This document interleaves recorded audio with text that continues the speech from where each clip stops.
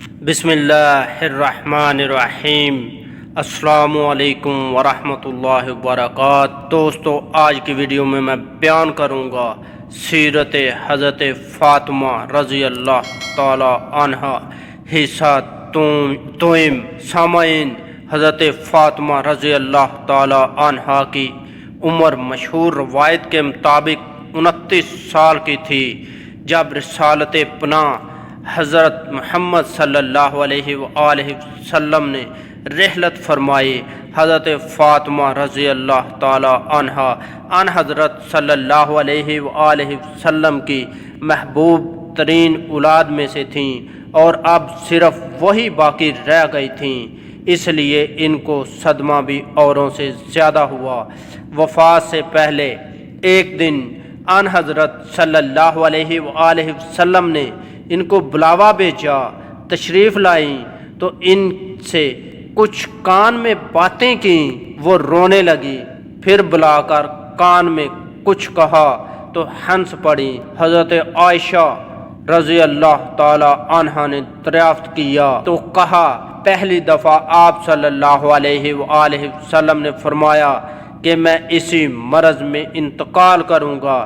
جب میں رونے لگی تو فرمایا، میرے خاندان میں سے پہلے تم ہی مجھ سے آ کر ملو گی، تو ہنسنے لگی۔ صحیح بخاری۔ وفات سے پہلے جب بار بار آپ صلی اللہ علیہ وآلہ وسلم پر غشی طاری ہوئی تو حضرت فاطمہ الزہرا رضی اللہ تعالی عنہ یہ دیکھ کر بولی، واہ کرب ابا، ہائے میرے ابا کی بے چینی۔ آپ صلی اللہ علیہ وآلہ وسلم نے فرمایا، تمہارا ابا آج کے بعد بے چین نہ ہوگا۔ آپ صلی اللہ علیہ وآلہ وسلم کا انتقال ہوا تو حضرت فاطمہ رضی اللہ تعالی عنہ پر ایک مصیبت ٹوٹ پڑی۔ اسد الغبا میں لکھا ہے کہ جب تک زندہ رہیں کبھی تبسم نہیں فرمایا۔ ان حضرت صلی اللہ علیہ وآلہ وسلم کے انتقال کے 6 ماہ گزرے تھے کہ رمضان 11 ہجری میں حضرت فاطمہ رضی اللہ تعالی عنہ نے وفات پائی، اور ان حضرت صلی اللہ علیہ وآلہ وسلم کی یہ پیش گوئی کہ میرے خاندان میں سب سے پہلے تم ہی مجھ سے آ کر ملو گی پوری ہوئی۔ یہ منگل کا دن تھا اور رمضان کی 3 تاریخ تھی۔ اس وقت ان کا سن 29 سال کا تھا۔ بعض روایتوں میں تاریخ وفات پر اختلاف پایا جاتا ہے۔ حضرت فاطمہ رضی اللہ تعالی عنہ کی تجہیز و تکفین میں خاص جدت کی گئی۔ عورتوں کے جنازہ پر جو آج کل پردہ لگانے کا دستور ہے، اس کی ابتدا انہی سے ہوئی۔ اس سے بیشتر عورت اور مرد سب کا جنازہ کھلا ہوا جاتا تھا۔ چونکہ حضرت فاطمہ رضی اللہ تعالی عنہ کے مزاج میں انتہائی حیا و شرم تھی، اس لیے انہوں نے حضرت اسماء بنت امس رضی اللہ تعالی عنہ سے وصیت کی تھی کہ کھلے جنازے میں عورتوں کی بے پردگی ہوتی ہے، جس کو میں ناپسند کرتی ہوں۔ اسماء رضی اللہ تعالی عنہ نے کہا، جگر گوشہ رسول صلی اللہ علیہ وآلہ وسلم، میں نے حبش میں ایک طریقہ دیکھا ہے، آپ کہیں تو اس کو پیش کروں۔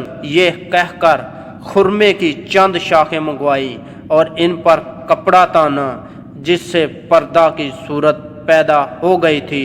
حضرت زینب رضی اللہ تعالی عنہ کا جنازہ بھی اسی طریقے سے اٹھایا گیا تھا۔ سامعین، حضرت فاطمہ رضی اللہ تعالی عنہ کی قبر کے متعلق سخت اختلاف ہے۔ بعضوں کا کہنا ہے کہ وہ بقیع میں حضرت امام حسن رضی اللہ تعالی عنہ کے مزار کے پاس مدفون ہوئیں۔ ابن زبالہ نے یہی لکھا ہے اور مورخ مسعود نے بھی اسی قسم کی تصریح کی ہے۔ مورخ موصوف نے 332 ہجری میں بقیع کی ایک قبر پر ایک کتبہ دیکھا تھا جس میں لکھا تھا کہ یہ فاطمہ الزہرا رضی اللہ تعالی عنہا کی قبر ہے، لیکن طبقات کے متعدد روایتوں سے معلوم ہوتا ہے کہ وہ دارائے عقیل کے ایک گوشے میں مدفون ہوئیں۔ سامعین، حضرت فاطمہ تو زہرا رضی اللہ تعالی عنہ کی 5 اولادیں ہوئیں۔ حضرت حسن، حضرت حسین، حضرت محسن، حضرت ام کلثوم، حضرت زینب رضی اللہ عنہم۔ محسن نے 55 ہی میں انتقال کیا۔ حضرت زینب رضی اللہ تعالی عنہ، حضرت حسن رضی اللہ تعالی عنہ، حضرت حسین رضی اللہ تعالی عنہ اور حضرت ام کلثوم رضی اللہ تعالی عنہ اہم واقعات کے لحاظ سے تاریخ میں مشہور ہیں۔ ان حضرت صلی اللہ علیہ وآلہ وسلم کو ان سے نہایت محبت تھی، اور حضرت علی رضی اللہ تعالی عنہ اور حضرت فاطمہ رضی اللہ تعالی عنہ بھی ان کو بہت محبوب رکھتے تھے۔ سامعین، ان حضرت صلی اللہ علیہ وآلہ وسلم کی صاحبزادیوں میں صرف فاطمہ رضی اللہ تعالی عنہ کو یہ شرف حاصل ہے کہ ان سے آپ صلی اللہ علیہ وآلہ وسلم کی نسل باقی رہی۔ دوستو، امید کرتا ہوں کہ آپ کو میری یہ ویڈیو پسند آئی ہوگی۔ اگر ویڈیو پسند آئی تو ویڈیو کو لائک کریں، اپنے دوستوں کے ساتھ شیئر کریں، اور ایسی اچھی ویڈیو دیکھنے کے لیے ہمارا چینل مہربان وائس ٹی وی سبسکرائب کریں، اور اپنے بھائی اشفاق احمد کو اجازت دیجیے۔ اگلی ویڈیو تک کے لیے اللہ حافظ۔